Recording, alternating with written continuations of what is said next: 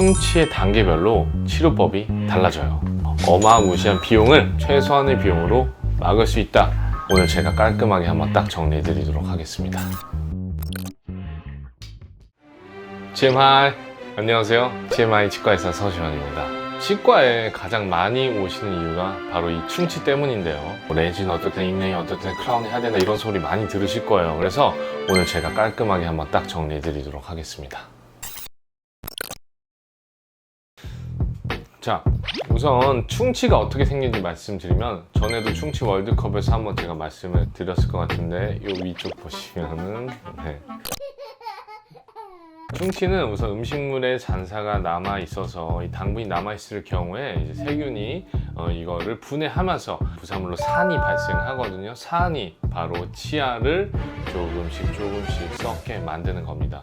그러면서 충치가 생기는 거죠. 이게 사람마다도 사실 충치가 생기는 정도가 선천적인 부분도 차이가 있는 게 있는데, 충치균을 좀 더 이제 면역할 수 있는 성분이 침에 들어있는데, 침이 많이 나오는 사람일 경우에는 충치가 좀 덜 생길 수가 있다. 또 양치를 열심히 안 하는 분들 같은 경우는 당연히 충치가 잘 생길 수밖에 없다 말씀을 드릴게요.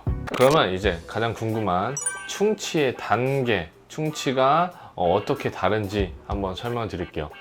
치아는 여러 가지 층으로 구성되어 있어요. 가장 겉부분은 범랑질이라고 하는 에나멜, 그 안쪽은 상아질, 덴틴, 그리고 그 안쪽은 신경, 치수, 이 범위에 따라서 충치의 정도가 다른데요. 이 범랑질까지만 충치가 발생한 경우 통증이 나타나지가 않고 충치가 점이나 아주 가는 선으로 나타나는 경우들이 있어요. 아무래도 증상이 없다 보기 때문에 환자분들이 잘 모르세요.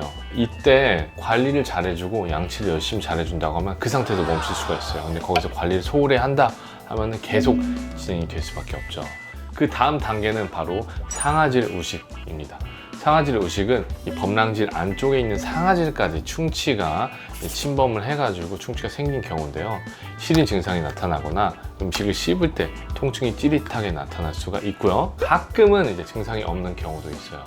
아무래도 이때 통증을 느끼다 보니까 이 시기에 치과를 방문하는 일들이 가장 많으세요. 그 다음 단계는 신경까지 충치가 침범을 해서 치수염을 일으키는 경우예요.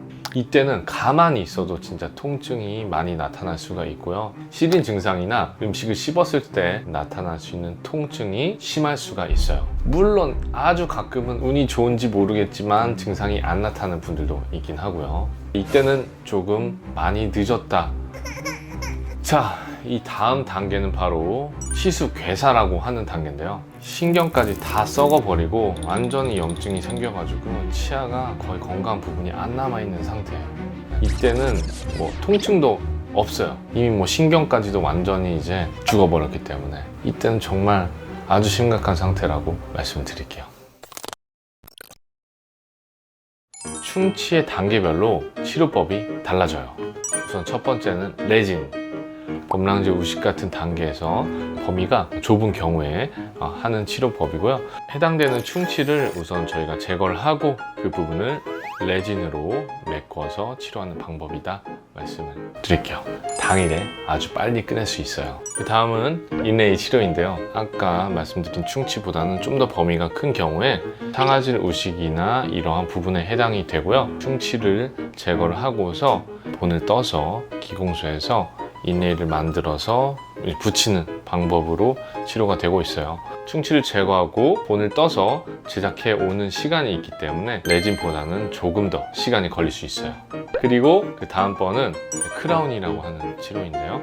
크라운은 치아를 전체적으로 덮는 방식으로 제작이 되는 치료 방법이고, 인레이 치료보다도 충치의 범위가 넓을 경우에 사용되는 치료 방법이에요. 신경 치료를 하는 경우와 하지 않는 경우로 나뉠 수가 있어요. 표면에 충치가 많고 신경이 충치에 감염이 되지 않은 경우에는 크라운 치료만으로도 해소가 될 수 있는데, 신경까지 충치가 침범한 경우에는 신경 치료와 함께 크라운 치료도 병행이 돼야 된다 말씀을 드릴게요. 제가 방금 신경치료에 대해서 말씀드렸는데, 신경치료라고 하는 거는 신경까지 충치가 감염이 되었을 경우 원인들을 다 제거하고 신경까지 제거한 다음에 신경을 대체할 수 있는 충전재를 넣고서 마무리를 하는 치료예요. 크라운도 마찬가지로 외부에서 제작을 해와야 하기 때문에, 물론 치과 내부에서 제작을 할 수도 있어요.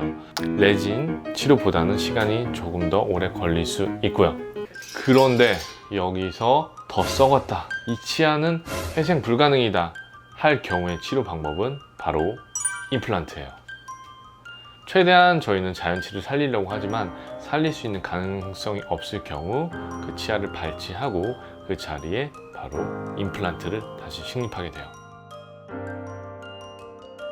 임플란트와 뼈가 붙는 기간 자체가 걸리기 때문에 한 3개월에서 6개월 정도는 통상적으로 시간이 소요가 되고, 그 후에 그 위쪽에다가 보철물을 올리기 때문에 다른 치료보다 시간이 더 오래 걸립니다. 근데 간혹 이 시림 증상이나 여러 가지 증상을 호소해서 오신 분들 중에서는 충치가 아닌 경우들도 있어요.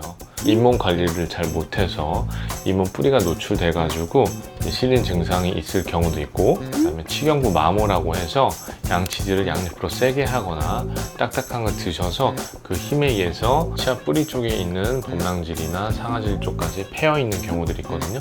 그럴 경우 오시는 분들은 충치는 아니지만 비슷한 증상이 있을 수는 있어요. 그리고 보통 이제 집에서 거울이나 이런 것들을 통해서 충치의 정도를 어느 정도 파악을 할 수 있긴 있어요. 그런데 이게 또 완벽한 건 아니에요. 보통 우리가 아에서 볼 수 있는 충치들은 이 씹는 면에 있는 충치들이거든요. 치아 사이사이에 생기는 인전면 충치라고 하는 복병들이 숨어 있어요.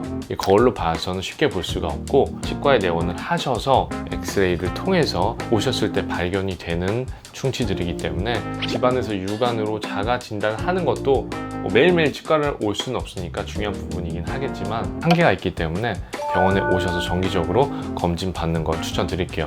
더 큰 치료를 받는 것보다 좀 더 빠르게 발견을 해서 더 적은 비용으로 아프지 않게 치료를 받을 수 있는 거죠. 어마무시한 비용을 최소한의 비용으로 막을 수 있다. 오늘은 이렇게 충치에 대해서 알아봤는데요. 또 궁금한 점 있으시면 댓글로 마구 달아주시고요. 구독, 좋아요, 알림 설정 부탁드릴게요. 제발 라고 말씀드릴게요. 방법이다 말씀을 드릴게요. 근데 말씀을 드릴게요, 이 말을 너무 많이 하는 것 같아가지고 치료다 말씀을 드릴게요. 또 말씀을 드릴게요. 네. 치료다 말씀을 드릴게요. 너 왜 이러지? 아니 유튜브를 할 때만 이 말을 쓰는 것 같아요. 평소에 이 말도 안 쓰는데.